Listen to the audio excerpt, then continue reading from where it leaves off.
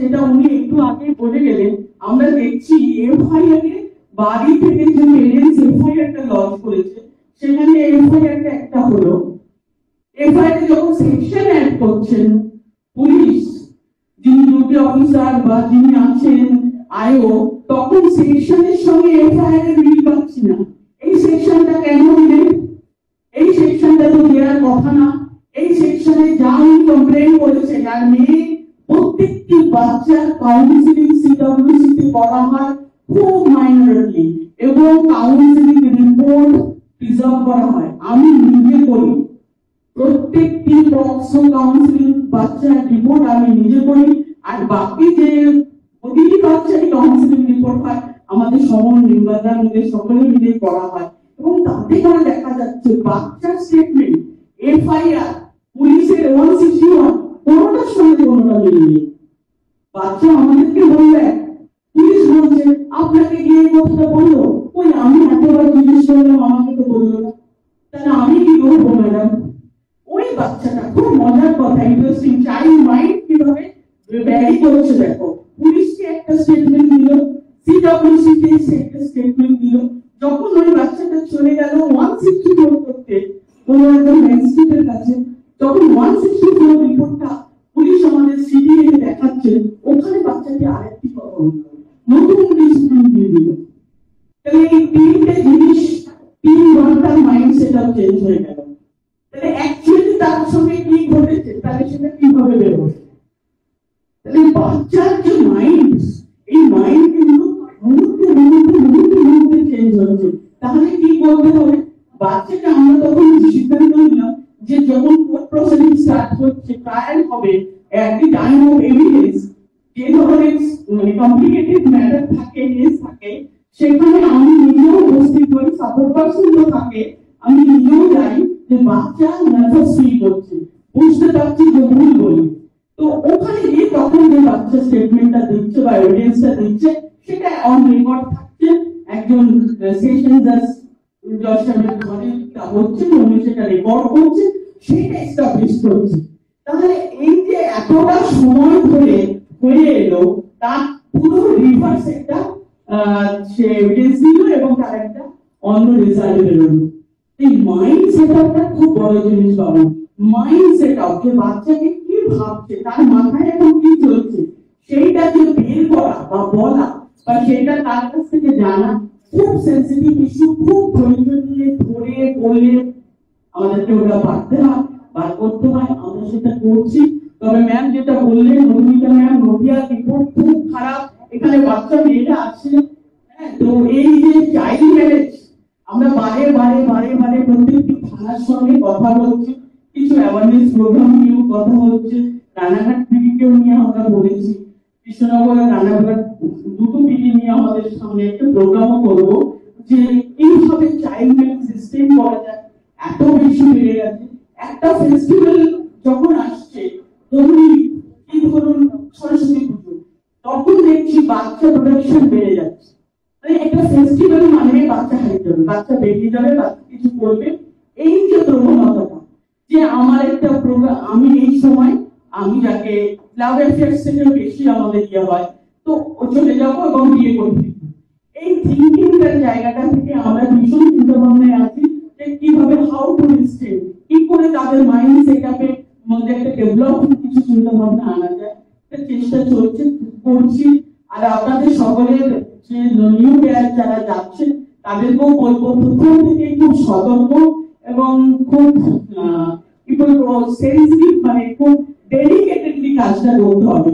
সে তোমার পড়াশোনাই হোক, তোমার পরবর্তীতে যারা আপনারা প্রফেশনে যাবেন, সমস্ত কিছুতে যে একটা ডেডিকেশন যেন থাকে, যে আমি এটা করবো, মানে এটা গভীরে গিয়ে করবো, এটা বুঝে করবো, এটা যতক্ষণ না হচ্ছে আমি এটাকে শেষ করবো, তথ্যে ছাড়বো। এই যে একটা চিন্তা ভাবনা, যে ডেডিকেশন যদি না আসে, তাহলে সেই কাজটা করে তুমি আইন পাবে না, কাজটার মধ্যে কোনো কিছু শেখা যাবে না। আমাকে করতে হয় বলে করবো, আমি এই পোস্টে আছি, আমার একটা ডিউটি, আমি এটা করবো না, এইটা ভাবনা চিন্তা আমরা কেউই করি না। আমাদের 7:30 8টাও বেজে যায় বাড়িতে, কিন্তু একটা বাচ্চাকে নিয়ে বসেছি, সে ঘুমিয়ে যাচ্ছে করে। রিসেন্টলি খুব পেপারে লেখালেখি হচ্ছে, 3 বছরের বাচ্চা, সে কোলেতে ঘুমিয়ে পড়েছে, সে আমাদেরই একজনের কোলে বসে আছে, সে ঘুমিয়ে পড়ছে, তার মা কোলে নেই। সে যতক্ষণ না জেগে উঠলো, তাকে ঘুম, ততক্ষণ আমরা বসে থাকলাম। সেই বাচ্চাটির ঘুম ভাঙলো, তাকে জল খাইয়ে, বিস্কুট খাইয়ে নর্মাল করে তারপরে তার কাউন্সিলিং করা শুরু হলো। একটি 3 বছরের বক্সলিটির বাচ্চা। পেশেন্স এইটা কিন্তু রাখতে হবে এই ধরনের কাজে বা প্রফেশনে, বা যারা তোমরা এটা নিয়ে ভবিষ্যতে করতে চাইবে, ভীষণ ভাবে এই পেশেন্সটা রেখে চলতে হবে। তোমাদের সকলের এক্সপিরিয়েন্স থাকবে, আগে অনেক যাবে। আর আমার একটা রিপোর্ট এখানে রাখলো, যার যার প্রয়োজন সেভাবে, কারণ আমি তো প্রজেক্টরের জন্য সেভাবে রেডি করে নিয়ে এসেছিলাম। ওকে, থ্যাংক ইউ। ভালো লাগলো, ভালো থাকো সবাই। Thank you so much, ma'am, for your heartfelt and passionate words. As we come together today to delve into one of the most important topics of our times, the well-being of children, their rights, and the working of their minds, it is only fitting that we hear for someone who has not only studied these issues, but has actively been the frontline advocating the change and transformation. Our esteemed guest today, Mr. Mohit Randeep, a psychiatric counselor and a human rights activist, and the director of AMRA Kolkata, with an unwavering commitment to improve the lives of the children and uplifting communities. Mr. Randeep has dedicated his career to ensuring that every children has a voice and that right and recognized, protected. We are truly honored to have him with us today to share his invaluable insights on this critical issue.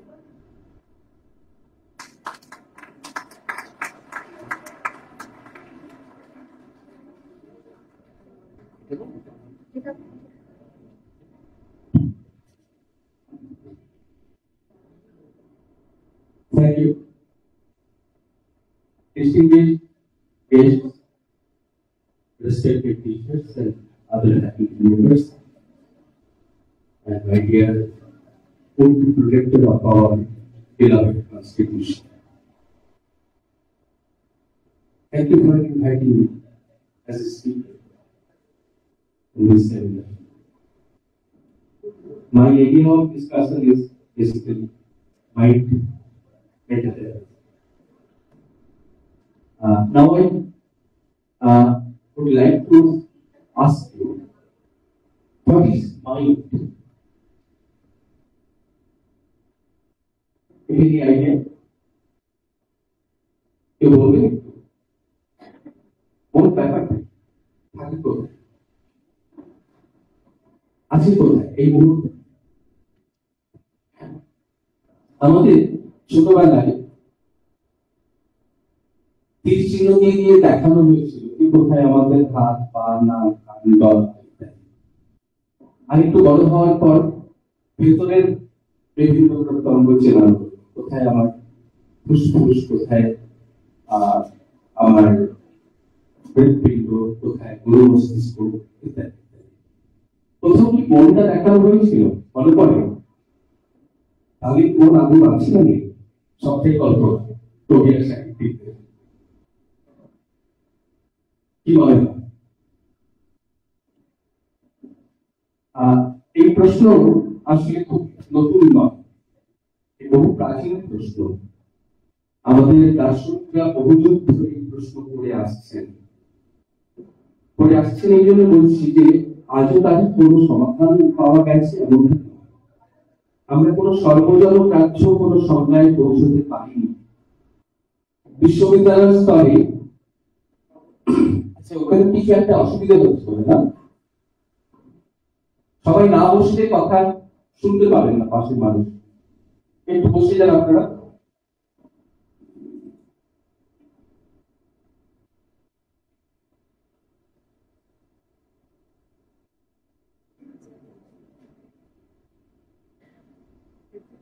ধন্যবাদ।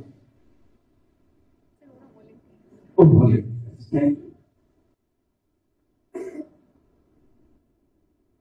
তো আমাদের বিশ্ববিদ্যালয়ের স্তরে মনস্তত্ত্ব বলে একটা বিষয় পড়া হয়, সাইকোলজি, তাই তো? সাইকোলজিতেও যারা কন্ট্রিবিউট করেছে এ পর্যন্ত, আমার প্রথম কন্ট্রিবিউটর হিসেবে যার নাম স্মরণ করুন, সিগমুন্ড ফ্রয়েড। এরপরে আরো বহু মানুষ এসেছেন, পাভলভ এসেছেন, ইউং এসেছেন, অ্যাডলার এসেছেন, অনেক লাখা পরবর্তীকালে এরিক ফ্রম আছেন, এরকম বহু মানুষ যারা সাইকোলজিতে কন্ট্রিবিউটর, তাদের একটা বড় ভূমিকা আছে। কিন্তু তাদের প্রত্যেকের মনকে দেখার যে দৃষ্টিভঙ্গি, সেটা খুব একরকম এমনটা নয়। সেই জন্য বলছি যে এখনো পর্যন্ত মন কি এ সম্পর্কে সবাই অ্যাকসেপ্ট করতে পারেন এমন কোন ডেফিনিশনে আজ অব্দি আমরা পৌঁছতে পারি। কিন্তু আমরা যারা গ্রাসরুটে মন নিয়ে কাজ করি, মানসিক স্বাস্থ্য নিয়ে কাজ করি, আমাদের বুঝে নিতে হয় যে মনটা কি, এবং সেই বোঝাটা আমরা একটা মডেলের উপর ভিত্তি করে বোঝার চেষ্টা করি। সেটা হচ্ছে বায়োসাইকোসোশ্যাল মডেল। এই মডেলের উপর ভিত্তি করে আমি এইভাবে বলি যে আপনারা যদি আমাকে জিজ্ঞেস করেন যে তোমার কি মনে হয় মন কোথায়, তাহলে আমি বলবো যে আমার ভেতরে বেশ কিছু কম্পোনেন্টস আছে, উপাদান আছে। এক হচ্ছে আমার জেনেটিক নিউরন, যেটা নিয়ে আমি জন্মেছি। আমার আছে চাইল্ডহুড এক্সপিরিয়েন্স, যেটা হার্ড ডিস্কে কোথাও রাখা আছে ভেতরে। হার্ড ডিস্ক আছে তো একটা, সেই হার্ড ডিস্কের মধ্যে আছে। আর আছে আমার ওই জেনেটিক লোডিং, ওই চাইল্ডহুড এক্সপিরিয়েন্স আর ছোটবেলার এনভায়রনমেন্ট, এইগুলোর ইন্টারপ্লে বা মিথস্ক্রিয়ায় আমার মানসিক গঠন তৈরি হয়েছে। আমার চিন্তার ধরন, আমার ব্যাখ্যার ধরন, আমার ভাবনাকে প্রকাশ করা বা আবেগকে প্রকাশ করার ধরন, এইগুলো, যেটাকে নিয়ে আমরা বলতে পারি যে মেন্টাল ক্যারেক্টারিস্টিক্স। এছাড়া কি আছে আমার ভিতরে? আর আছে মস্তিষ্ক বলে একটা যন্ত্র, নার্ভাস সিস্টেম, তারও বিভিন্ন ভাগ। আর আছে অনেক রকমের নিউরো ট্রান্সমিটার্স, বাংলায় যেগুলোকে স্নায়ু প্রেরক বলে। তো এই সব আমার সঙ্গে আমার শরীরের বাইরের জগতে প্রত্যেক মুহূর্তে একটা আদান প্রদান চলবে। আপনারা আমার কথা শুনতে পাচ্ছেন, পাশাপাশি আরো নানান রকমের শব্দ কানে আসছে, এবং সেই শব্দগুলোকে আপনারা আইডেন্টিফাই করতে পারছেন যে কোন শব্দটা কোন থেকে আসছে, রাইট?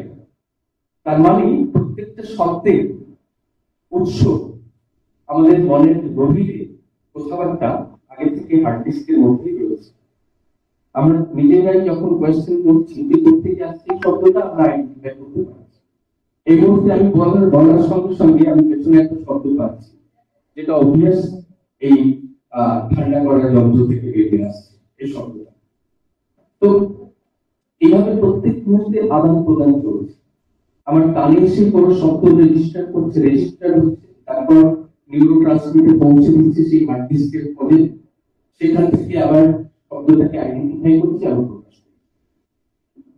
এই আদান প্রদানের ফলে কতগুলো কাজের মধ্যে দিয়ে এই আদান প্রদানের এফেক্ট আমরা বুঝতে পারি। কি কি কাজ? একটা হচ্ছে আমার থটস, চিন্তা প্রক্রিয়া, পারসেপশন, অর্থাৎ আমার পাঁচটা ইন্দ্রিয় দিয়ে চারপাশকে যেভাবে আমি ফিল করছি, অনুভব করছি, আমার আবেগ অনুভূতি, বিহেভিয়ার, আমার ইমোশন অ্যান্ড ফিলিংস, আমার বিহেভিয়ার অ্যান্ড আমার এর সঙ্গে আর কি আছে আমার বিহেভিয়ারাল এক্সপ্রেশন। এই সবগুলো হচ্ছে কতগুলো কাজ। আর মেমোরি, এই পাঁচটা কাজের মধ্যে দিয়ে মনের অস্তিত্ব প্রকাশ পায়, মন বলে কিছু একটা আছে আমরা বুঝতে পারি। এবার চলে আসছে যে মনের সমস্যা। শরীরের মধ্যে শরীর আছে তাই শরীরের সমস্যা হয়, মন আছে তাই মনের সমস্যা হয়। মন না থাকলে কোনো সমস্যা হতো না, মন আছে বলেই সমস্যা হয়। এবং মনের সমস্যা যখন হয় তখন এই পাঁচটা এরিয়ার উপর তার ইম্প্যাক্ট পড়ে। আমাদের thoughts, perception, feelings, emotions, behaviour আর মেমোরি, এই কয়েকটা এরিয়া এফেক্টেড হয়। মন নিয়ে, মনের সমস্যা নিয়ে অনেক রকমের স্টিগমা আছে। আমরা অ্যাকসেপ্ট করতে চাই না যে মনের কোনো সমস্যা। আমার ক্যান্সার হলে অ্যাকসেপ্ট করতে কোনো অসুবিধা নেই যে হ্যাঁ আমার ক্যান্সার হয়েছে, আমরা বলতে পারি। কিন্তু আমার কোনো মনের সমস্যা হয়েছে, কোথাও একটা অসুবিধে কাজ করে, ভেতরে একটা হীনমন্যতা কাজ করে যে মনের সমস্যা, আমি তো সবাই মানুষ, আমার কি করে মনের সমস্যা? কিন্তু এইটুকু বলার যে আমরা এখানে যারা আছি, আমরা যে কেউ যে কোনো দিন যে কোনো সময় মনের কোনো না কোনো সমস্যার মধ্যে দিয়ে যেতে পারি। আমি নিজে গিয়েছি, 8 মাস আমাকে ওষুধের সাপোর্টও দিতে পারে, কারণ 2003 আমার খুব কাছের এক মানুষের মৃত্যুতে আমার একটা বিষণ্ণতার এপিসোড গিয়েছিল। তো আমাদের যে কারণে যে কোনো সময় মনের সমস্যা হতে পারে, আমরা যখন আইডেন্টিফাই করতে পারি তার চিকিৎসাটা দিতে পারি। এখন যেটা বলার যে চাইল্ড মেন্টাল হেলথ, কম বয়সীদের মানসিক স্বাস্থ্য, তাদেরও মন আছে, তাদেরও মনের সমস্যা হয়, অনেক রকমের সমস্যা হয়। আমরা একটা সমীক্ষা করেছিলাম 1998-99 সালে কলকাতাতে। আমি একটা সংস্থার সঙ্গে যুক্ত, মন ফাউন্ডেশন। তো মনের পক্ষ থেকে আমরা সেই সমীক্ষা দেখেছিলাম প্রায় 23.8% ছেলেমেয়ে, 23.8% ছেলেমেয়ে কোনো না কোনো মনের সমস্যার মধ্যে দিয়ে যায়। সমস্যাগুলো কি রকম? সমস্যাগুলো যদি আমরা গ্রসলি ভাগ করি, 2 ধরনের সমস্যা বেশি চোখে পড়ে। একটা হচ্ছে এক্সটার্নালাইজিং প্রবলেমস গুলো বলি আমরা, বা বিহেভিয়ারাল প্রবলেমস, যেগুলো বাইরে থেকে দেখে আমরা বুঝতে পারি। আর বেশ কিছু সমস্যা আছে যেগুলো ইন্টারনালাইজিং বা ইমোশনাল প্রবলেমস, যেগুলো আমরা বাইরে থেকে দেখে সকলে বুঝতে পারি না, তারা সাফার করে, তারা কষ্ট পায়। আমি খুব ব্রিফলি আমি শুয়ে যাব, কারণ না হলে আপনারাও বিরক্ত হবেন আমার কথায়। সময় কম, সেটা মাথায় রেখে কথায় চেষ্টা করবো। কিছু কিছু ছেলে মেয়েকে আমরা দেখতে পাবো, তারা এক জায়গায় স্থির হয়ে বুঝতে পারে, হাত পা চঞ্চল। চাইল্ড নিয়ে নতুন করে কিছু বলার নেই। ম্যাডামের আগে বলে গেছেন যে 17 বছরের যে ছেলেটির কথা বলেছিলেন, তাকেও তিনি চাইল্ড হিসাবে আইডেন্টিফাই করেছেন, নিশ্চয়ই মনে আছে। আমরা ইউনাইটেড নেশনস চাইল্ডের যে সংজ্ঞা নির্ধারণ করেছে 18 বছর, যদিও ভারত সরকারের নানান রকমের গোলযোগ আছে। পরিষ্কার করে বলি আমি, সে কখনো চাইল্ড লেবার অ্যাক্ট একরকম বয়স ঠিক করে, কখনো অন্য ক্ষেত্রে আরেক রকম ঠিক করে। সে প্রত্যেকটা ইউনাইটেড নেশনস যা কিছু হয় সবেতে সই করে আসে, কিন্তু কোনো কিছু মানার তার দায় নেই। এটা দিয়ে আমি বাস্তবতা বলবো। ভারতবর্ষ এই মুহূর্তে যে পরিস্থিতির মধ্যে দিয়ে আমরা যাচ্ছি, আমরা সারা পৃথিবীতে যত মানুষ ক্ষুধার্ত রয়েছে তার মধ্যে ভারত হচ্ছে সর্বোচ্চ, তাই তো? না খেতে পাওয়া মানুষের সংখ্যা আমাদের দেশে সব থেকে বেশি পৃথিবীর মধ্যে। তথ্য তাই বলছে, হাঙ্গার ইন্ডেক্স তাই বলছে। আমাদের দেশে দুর্নীতিতে প্রায় সবার উপরে আমরা এখন রান করছি, এরকম একটা পরিস্থিতি। বৈষম্য, ডিসক্রিমিনেশন দিন প্রতিদিন বাড়ছে। এটা রিয়ালিটিতে দাঁড়িয়ে আমরা child mental health, child rights নিয়ে আমরা কথা বলছি। সুতরাং বুঝতেই পারছেন যে আমার এই 4% যে এনভায়রনমেন্টাল ইম্প্যাক্ট বাচ্চার উপরে পড়ে, এবং বাচ্চা অ্যাফেক্টেড হয়, খুব সিভিয়ারলি অ্যাফেক্টেড। তার মানসিক স্বাস্থ্য ভালো থাকার কথা নয় এই রিয়ালিটিতে দাঁড়ায়। আমি সেই জন্য একটা শব্দ ব্যবহার করেছি, will be protector of our beloved constitution. Constitution আমাদের অনেক রাইট দিয়েছে। আমি যেটুকুর জন্য গর্ববোধ করতে পারি ভারতীয় হিসেবে, সেটা একমাত্র আমার কনস্টিটিউশন। আমার কনস্টিটিউশনের যে প্রিয়াম্বল, তাতে এমন কিছু কথা লেখা আছে, পৃথিবীর কোন দেশের কনস্টিটিউশনে এরকম কোনো কথা লেখা আছে বলে আমার চোখে পড়েনি। কিন্তু ভারতের কনস্টিটিউশন আমাকে এই গর্ববোধটা দেয়। কিন্তু খুব দুঃখের বিষয়, যারা এই প্রিয়াম্বলের নামে শপথ নিয়ে যারা ক্ষমতায় যান, তারা কেউ এটার প্রতি দায়িত্ব পালন করেন না। এটা এই বাস্তবতাটাকে তুলে ধরাটা দরকার। এবং প্রোটেক্টর হিসাবে আপনাদের এই জন্যই বলছি যে এটা রক্ষা করার দায়িত্ব আপনাদের।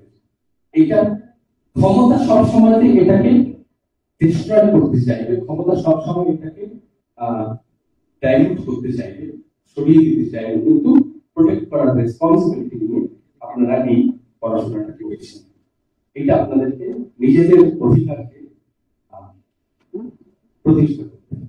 তো বিহেভিয়ারাল প্রবলেমস ছেলেমেয়েদের মধ্যে যেগুলো আমরা দেখতে পাই, মোস্টলি ADHD বলে একটা কথা আছে, অ্যাটেনশন ডেফিসিট হাইপারঅ্যাক্টিভিটি ডিসঅর্ডার। বহু ছেলেমেয়ে এই সমস্যাগুলো দিয়ে যায়। কিরকম সমস্যা? তার 4টে লক্ষণ, খুব গ্রসলি যদি বলি। একটা হচ্ছে তারা স্থির হয়ে বসতে পারে না, কোনো কিছুতে তারা অ্যাটেনশন বেশিক্ষণ দিতে পারে না, মাঝে মধ্যে তারা ইম্পালসিভ হয়ে ওঠে, অন্যদের তারা ইরিটেট বা বিরক্ত করে, উত্তপ্ত করে। এই হচ্ছে তার মূল সমস্যা। ডাক্তারবাবুদের কাছে গেলে ওষুধ দিতে দেয়। সমস্যাটা তৈরি করেছি আমরা একদম শৈশবে, যখন বাচ্চাকে যখন সে খেতে চায় না, যখন তাকে ওই ঝিনুক দিয়ে আমরা খাওয়ানো শুরু করি, ঝিনুকের একটা শেপ আছে অদ্ভুত, সরু মুখ, অনেকটা দূর, একসঙ্গে তার মুখে একটু ফাঁক করে ঢুকিয়ে দেবে এবং কিছুক্ষণ পরে সে উগড়ে দেয়, তাই তো? প্রথম ভায়োলেশন অফ রাইট শুরু হচ্ছে ওখানে, কারণ সে কতটা খেতে চায় এটা আমরা ভাবছি, তারপরে মতামতের কোনো দামই নেই। সে উঠে দিচ্ছে, কাঁদছে, তবু তাকে ঠিক যতটা উঠে দিল ঠিক ততটাই আমরা আবার গেলাম। এর ফলে যেটা হচ্ছে, এবং এটা জেদেরও হাতে খড়ি, জানেন? আমরা বলি না যে বাচ্চা অসম্ভব জেদি হয়ে যাচ্ছে, জেদটা কার? জেদটা আমাদের বড়দের আসলে। আমি যা ঠিক করে দিচ্ছি সেটাই তোমার খেতে হবে, সেই মাত্রাতেই খেতে হবে, এইভাবে শুরু।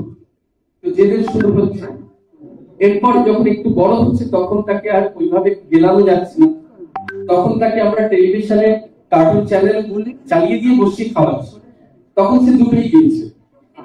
আরেকটু পরে, এখন তো কার্টুন চালানোর দরকার না, এখন হাতে মোবাইলে কার্টুন কিংবা কোনো ইউটিউব ভিডিও চালিয়ে দিয়ে তাকে খাওয়াচ্ছি। এতে যেটা হচ্ছে, ভার্চুয়াল অটিজম বলে একটা কথা আছে। অটিজম কি হয় যে, মানে এই যে 1 থেকে 3 বছর বয়সে বাচ্চা পৃথিবীর সঙ্গে তার কমিউনিকেশন ডেভেলপ করে, সে কথা বলতে শেখে, পৃথিবীর বিভিন্ন জিনিসপত্রকে চিনতে শেখে, তার চারপাশের জগৎকে চিনতে শেখে, তার সঙ্গে ইন্টারাকশন চলে।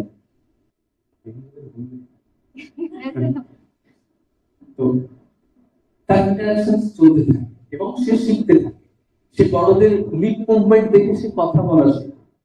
সেখানে বাচ্চার হাতে যদি আমি মোবাইলটা ধরিয়ে এবং আমি ভাবি যে এই তো বেশ ভালো একটা আশ্চর্য যন্ত্র, এ বেশ সামাল দিচ্ছে আমার বাচ্চাকে, আমি তো ভালোই যাচ্ছি, আমি আমার অন্যান্য কাজকর্ম নিয়ে ব্যস্ত থাকি, তাতে যেটা হচ্ছে যে বাচ্চার কথা বলা দেরি হচ্ছে।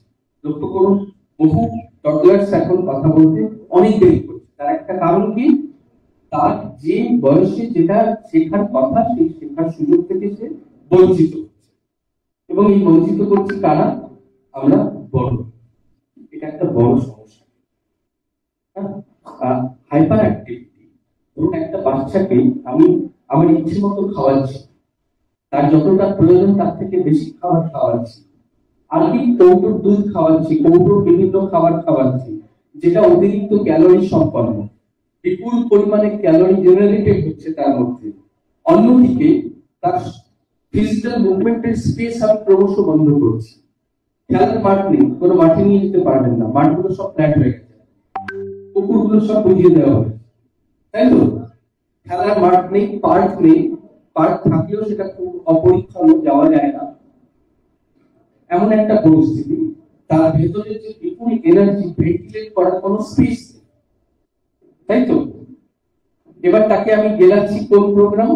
যে প্রোগ্রামগুলো সবগুলো ফাস্ট মুভি, যেগুলো দ্রুতগতি সম্পন্ন। আমি যদি দ্রুতগতি সম্পন্ন কোনো একটা প্রোগ্রাম দীর্ঘক্ষণ ধরে ডিজিটাল স্ক্রিনে দেখতে থাকি, তাহলে আমার ভেতরে তো সেই অস্থিরতা আমাকে আরো বেশি স্টিমুলেট করবে, এবং সেই স্টিমুলেশনটা কন্টিনিউয়াস চলছে। তারপরে হাইপার অ্যাক্টিভিটি বাড়ছে বাচ্চাদের মধ্যে। ডাক্তারবাবুদের কাছে গেলে পরেই তারা ওষুধ দিয়ে দিচ্ছে, অ্যাটেনরোল খাওয়ান, ইন্সপিরাল খাওয়ান, এই সব ওষুধ। এবং প্রত্যেকটা এই যে বাচ্চাদের হাইপার অ্যাক্টিভিটি খাওয়ানো,